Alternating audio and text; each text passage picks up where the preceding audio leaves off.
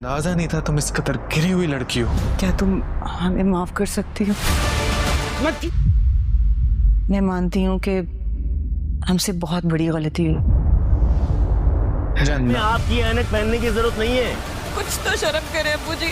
अरे फिर अबू जी माफ कर दे अब्बू। अरे तू हमें माफ कर दे भाई।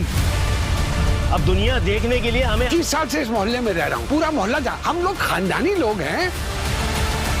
हम्मद और उसकी माँ शम्मा शाजिया से माफ़ी मांगने उसके घर जाएंगी और ये कहेंगे कि उन्होंने हफ्सा के साथ बिल्कुल भी अच्छा सलूक नहीं किया, ना ही उस पर एतबार किया।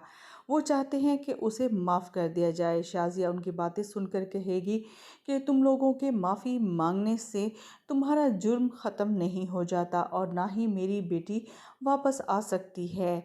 तो अब माफ़ी का क्या सवाल बनता है। यहाँ पर शम्मा उसे कहेगी कि मुझे माफ़ कर दो ताकि मेरे दिल को सुकून आ जाए, और हम्माद जिस तरह से परेशान है शायद इसे भी कुछ सुकून हासिल हो जाए।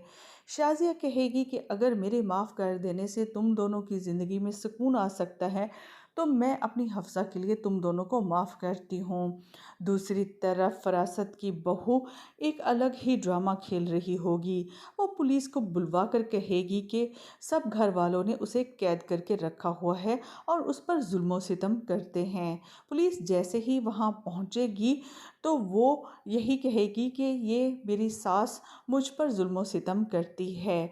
यहाँ पर फरासत साहब उसे कहेंगे कि बेटी झूठ क्यों बोल रही हो, तो वो यही कहेगी कि बेटी भी कहते हो और ऊपर से झूठ भी बोल रहे हो। मोहल्ले वाले भी अब फरासत साहब की बात का